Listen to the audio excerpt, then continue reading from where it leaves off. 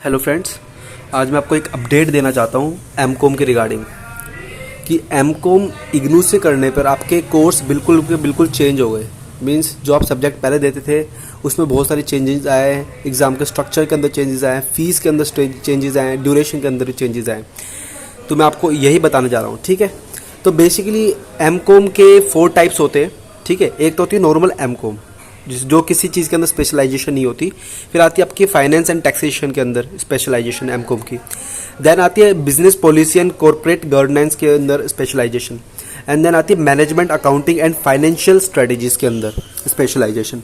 But इसके अंदर मैं सिर्फ आपको masters in commerce simple MCom के बारे में बता रहा हूँ। जो कोर्सेज चेंज हुए, जो उनका प्रोग्राम का स्ट्रक्चर है पूरा, वो उन्होंने चेंज कर दिया, ठीक है।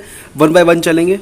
पहले तो कुछ बेसिक चीज़ें, भाई ये प्रोग्राम कौन सा है, एमकॉम के बारे में बात कर रहा हूँ मैं। एलिजिबिलिटी क्या है कि भाई कोई भी बैचलर डिग्री किसी भी स्ट्रीम के अंदर आपकी बैचलर डिग्री हो, 3 साल की हो, ठीक है, यू आर एलिजिबल। फिर आता है ड्यूरेशन का क्या है, कम से कम 2 साल और मैक्सिमम 4 साल। पहले 5 साल का कर रखा था, लेकिन अब 4 साल का कर दिया इन्होंने। मतलब आपको कम से कम 2 साल तो देने ही पड़ेंगे कोर्स के अंदर, ठीक है। अगर आपके किसी चीज़ के अंदर बैकलॉग आती है या ऐसे कुछ होता है तो आप इसको 2 साल और एक्स्ट्रा एक्सटेंड कर सकते हो। फिर आती है इसके बाद फ़ीस के बारे में बात। पहले 6,500 समथिंग की फ़ीस थी साल की, बट अब इन्होंने 9,000 पर ईयर की फ़ीस कर दी। डैट मीन्स कि ये कोर्स पूरा 2 साल का 18,000 रुपये का है। अब ये तो सिंपल चीज़ है, ये सिर्फ 18,000 रुपये आपके रजिस्ट्रेशन की फ़ीस है। जो आपने पहले साल एनरोलमेंट की तो 9,000 रुपये लगेंगे, दूसरे साल एनरोलमेंट करोगे तो 9,000 लगेंगे। बट इसके अंदर आपके पेपर की फ़ीस एक्सक्लूडेड है। पेपर की फ़ीस क्या होगी, आपके जितने पेपर होंगे, जितने पेपर दोगे उसको पर पेपर 200 रुपये देने पड़ेंगे आपको एग्ज़ाम टाइम पे, ठीक है। जैसे सपोज करो मैं 4 पेपर्स देना चाह रहा हूँ, तो 4 × 2 200 800 रुपीज़। इसका मतलब 800 रुपये मेरी एग्ज़ाम की फ़ीस जाएगी। तो ये था, ठीक है। फिर लैंग्वेज तो वही है कि हिंदी और इंग्लिश में दे सकते हो, ये तो नॉर्मल है, कोई परेशानी नहीं, ये सिर्फ नॉर्मल चीज़ थी। अब बात करते हैं हम चेंजेस के बारे में, तो ध्यान से सुनना। चेंजेस पहले क्या था, पहले ईयरली वाइज सिस्टम था। मतलब कि साल के अंदर आपका सिस्टम चलता था, भाई 6 सब्जेक्ट्स होते थे, आपने पेपर दिए, ख़त्म काम, ठीक है। अगले साल फिर 6 पेपर होंगे, असाइनमेंट दिए, उससे पहले आपने पेपर दिए, देन ख़त्म काम। बट अब इन्होंने कर दिया सेमेस्टर वाइज सिस्टम। तो सेमेस्टर वाइज के अंदर क्या है, इन्होंने सेमेस्टर को 4 सेमेस्टर्स में बांटा है। एक ईयर में 2 सेमेस्टर्स होंगे, ठीक है। एंड नेक्स्ट ईयर फिर आपके 2 सेमेस्टर्स होंगे। टोटल आपका देखो, इनमें इनका ना एक सिस्टम चलता है क्रेडिट पॉइंट्स करके। तो इन्होंने कहा है कि एमकॉम के अंदर आपके टोटल 80 क्रेडिट पॉइंट्स होंगे। अब एक जनरली सुनना चीज़, 80 क्रेडिट पॉइंट होंगे। इसका मतलब इसको 2 साल में डिवाइड करूंगा तो मतलब एक साल के अंदर 40 क्रेडिट पॉइंट, एक दूसरे साल में फिर 40 क्रेडिट पॉइंट्स। हर सब्जेक्ट के क्रेडिट पॉइंट मिलते हैं, ठीक है। जैसे कि मैंने बात करी फर्स्ट ईयर के पेपर के बारे में। फर्स्ट ईयर के जो पेपर होंगे उसके अंदर आपके ये सब्जेक्ट्स आएंगे। इसका मतलब आपका सेमेस्टर वाइज सिस्टम चल रहा है। अब इसमें आपको पर सब्जेक्ट का असाइनमेंट भी जमा करना पड़ेगा, ठीक है। एंड देन उसके पेपर होंगे। पहले साल आपका ये सिस्टम रहेगा। फर्स्ट सेमेस्टर में आपको 22 पॉइंट्स मिलेंगे, क्रेडिट पॉइंट टोटल को इक्वल करेंगे तो। सेकंड सेमेस्टर में आपको 18 पॉइंट्स मिलेंगे। इनको प्लस करोगे तो 40 पॉइंट्स आपके पहले साल के आ जाएंगे, ठीक है। पहले क्या होता था भाई, 6 सब्जेक्ट होते थे, ख़त्म काम। बट अब इन्होंने 8 सब्जेक्ट कर दिए फर्स्ट ईयर के अंदर। तो ये, और ये सेमेस्टर वाइज है, मतलब 6 साल महीने के अंदर आपके पेपर्स होंगे।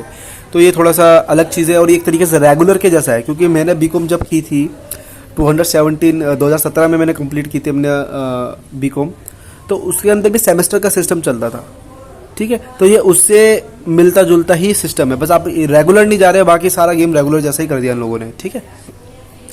फिर आता है आपका सेकंड ईयर के अंदर ये सारे पेपर्स हैं। मैं ऐसा करूँगा, इन जितने भी पेपर्स इन्होंने नए ऐड करे या जितने भी आप जैसे MCO 15, MCO 2, मतलब बहुत सारे अलग अलग MCO P1 इस टाइप की चीज़ें करिए, इन्होंने इंक्लूड करिए। तो मैं उसके बारे में भी आपको स्टडी मटेरियल से पढ़ कर आपको मैं समझाता रहूँगा कि ऐसा क्या है क्या नहीं है, ठीक है। आपका ये स्ट्रक्चर था कि भाई पहले फर्स्ट ईयर में आपके 2 सेमेस्टर होंगे, ठीक है। एंड सेकंड ईयर में आपके 2 सेमेस्टर और होंगे। तो टोटल 80 क्रेडिट पॉइंट्स होते हैं इसके 2 साल के। ये कंप्लीट करने के बाद आपको एमकॉम की डिग्री मिल जाएगी, ठीक है।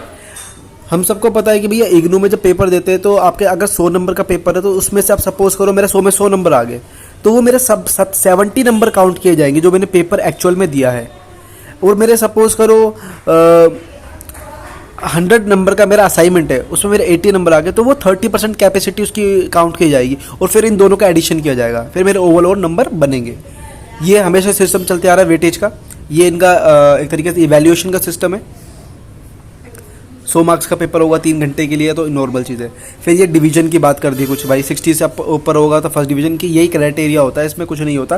फर्स्ट डिवीजन, सेकंड डिवीजन, पास, अनसक्सेसफुल, ये इनमें गेम चलता है इनका, ठीक है। ऐसे नहीं कि आपको ओ ग्रेड मिल रहा है, ए ग्रेड मिल रहा है, बी ग्रेड मिल रहा है, बेसिकली इसी पे चलता है इनका सारा, ठीक है। फिर एक बात है एग्जिट ऑप्शन के बारे में। एग्जिट ऑप्शन इन्होंने क्या इंक्लूड किया है, इन्होंने कहा है कि आपका फर्स्ट ईयर पेपर देना कंपलसरी है। आपने फर्स्ट ईयर के पेपर दे दिए, सपोज करो 40 क्रेडिट पॉइंट्स आपको मिलके सक्सेसफुली आपने गेन करा और सक्सेसफुली आपने क्लियर कर लिए। उसके बाद क्या होगा, आपके पास स्पेशल रिक्वेस्ट पे, स्पेसिफिक रिक्वेस्ट पे कि आप चाहते हो कि यार मैं आगे नहीं करना चाहता, तो आपको इसकी ये कहते हैं ना, ये post graduate diploma in business studies आपको मिल जाएगी। मतलब आपने 1 साल किया, उसके बाद एग्जिट करना चाहते हो, आपको ये डिग्री मिल जाएगी। बट अगर आप कंप्लीट करोगे तो आपको जो प्रॉपर तरीके से जो पूरी मिलती है वो मिल जाएगी।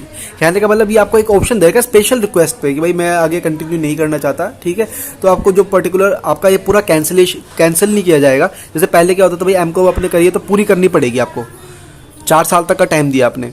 बट आप सपोज करो कि आपके पास कोई, वैसे तो 9000 कोई ऐसी आज के टाइम में कोई इतनी बड़ी बात नहीं है। अब बंदा जब कर रहा है तो इतना तो वो फाइनेंशियल होगा कि वो अपना नौकरी कर रहा है, कहीं से जॉब कर रहा है, कहीं से कर रहा है। मतलब एमकॉम वाला बंदा तो इतना होगा, मास्टर डिग्री कर रहा है, मतलब कि वो नौकरी पे होगा, मैं ये अज्यूम कर रहा हूँ।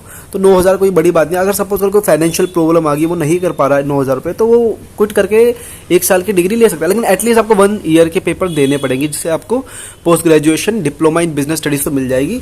बाकी अगर आप कंप्लीट करते हो तो आपको PGDI वो पूरी मिल जाएगी, जो भी इसकी एमकॉम की डिग्रीज होती है, ठीक है। तो यही था इस वीडियो में। आई होप आपको समझ में आया वो सारा कुछ। तो यही आपसे स्ट्रक्चर चलेगा और अब यही सब्जेक्ट जिसने, जो भी बंदा नए एनरोलमेंट ले रहा है, वो इसी के अकॉर्डिंग सब कुछ होगा। तो मैं अब जो सब्जेक्ट्स बनाऊंगा, मैं उसमें कुछ एडिशंस भी कर सकता हूं। जैसे आप इसमें देख ही रहोगे, कुछ नए नए MCOB करके कौन कौन से नए सब्जेक्ट्स आ रहे हैं, इसके रिगार्डिंग वो भी मैं डालता रहूँगा, ठीक है। तो I hope you like this video. Thank you very much.